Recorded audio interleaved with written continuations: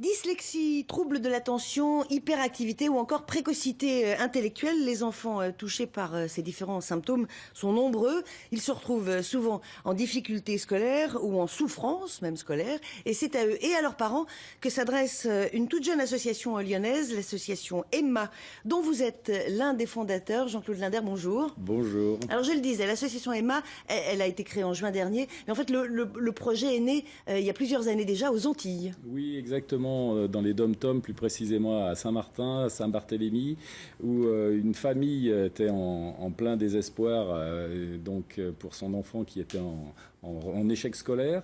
Et cette famille a pris la décision de venir faire le voyage jusqu'à Lyon pour bilanter son enfant, Angelo, donc au centre de référence du docteur Olivier Revol, où on a pu dépister des troubles sévères de l'apprentissage scolaire.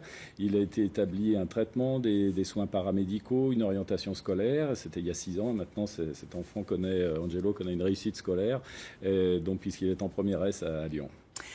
La raison d'être de l'association Emma, vous vous adressez aux parents. Vous me disiez, l'idée c'est plutôt de créer une plateforme. Voilà, on voudrait créer une plateforme de premier recours pour tous ces problèmes liés à l'apprentissage scolaire, les dyslexies, les dyspraxies, les dyscalculies, les enfants précoces. Ça peut être aussi les troubles d'attention, les déficiences d'attention, l'hyperactivité et jusqu'à l'autisme bien sûr. Et donc on va essayer de créer une plateforme pour orienter les parents soit vers des médecins, généralistes, pédiatres, neuropsychologues, soit vers des paramédicaux, les orthophonistes, les ergothérapeutes, et pour les aider dans le choix thérapeutique et diagnostique, parce qu'il y a une énorme errance médicale au niveau des familles, au niveau de cette pathologie, qui sont souvent des pathologies invisibles. Oui, c'est-à-dire qu'effectivement, souvent les parents se retrouvent avec un enfant qui est en grande difficulté, en grande souffrance scolaire, et on n'arrive pas à savoir d'où ça vient, et on ne sait pas à qui s'adresser. Voilà, le parcours du combattant de ces familles est très, très pénible. Je le constate, moi, depuis 30 ans dans mon cabinet de médecine générale, et le docteur Olivier Revol, dans son centre de référence à l'HFME Lyon, le voit aussi. D'ailleurs, son centre est saturé et nous allons essayer de créer une plateforme pour essayer de désengorger un petit peu le centre qui a des délais de rendez-vous beaucoup trop longs, en fait. Trop long. Alors, docteur, vous citiez le docteur Revol, qui est effectivement une sommité en matière d'enfance et d'adolescence.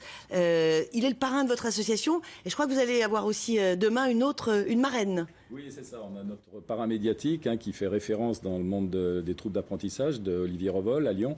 Et demain, en conférence de presse, nous présentons notre marraine, une très belle personne de personnalité vraiment importante. C'est Wendy Renard, la capitaine de l'équipe de l'OL et qui va nous soutenir dans notre action et qui correspond bien à l'état d'esprit de notre association. Alors, depuis la création de l'association, quelles actions concrètes est-ce que vous avez menées? Elle existe depuis le mois de juin, donc c'est un peu court, mais... Oui, on a participé à la journée des 10, organisée par Nicole Philibert à la Confluence, et c'était très intéressant de rencontrer toutes ces familles, tous ces enseignants et tous ces soignants. On a vu beaucoup de professions paramédicales également, et on va établir des cycles de conférences avec Olivier Revol, et on voudrait créer la Maison d'Emma, un centre justement, cette fameuse plateforme pour guider les familles et pour orienter les gens. Dans les mois qui viennent, quel gros projet est-ce que vous avez ? Alors, dans les mois qui viennent, en février, Olivier Revol va nous faire une très belle conférence au Collège Sacré-Cœur d'Écully sur l'adolescence et également sur la génération Z.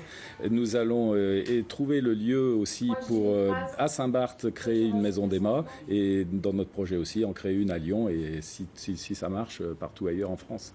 Voilà, donc on peut renvoyer sur le site de votre association emma.com. Juste un mot, Emma, c'était le prénom de votre petite fille? Oui, tout à fait. C'était le prénom de notre petite fille qui devait avoir 12 ans aujourd'hui. C'est son anniversaire aujourd'hui et qui a disparu brutalement lors de notre cycle de conférences quand nous étions dans les Antilles. Donc c'est aussi pour perpétuer son souvenir. Son souvenir de façon positive, exactement. Merci infiniment, docteur, d'être venu nous parler de l'association Emma. Merci à vous.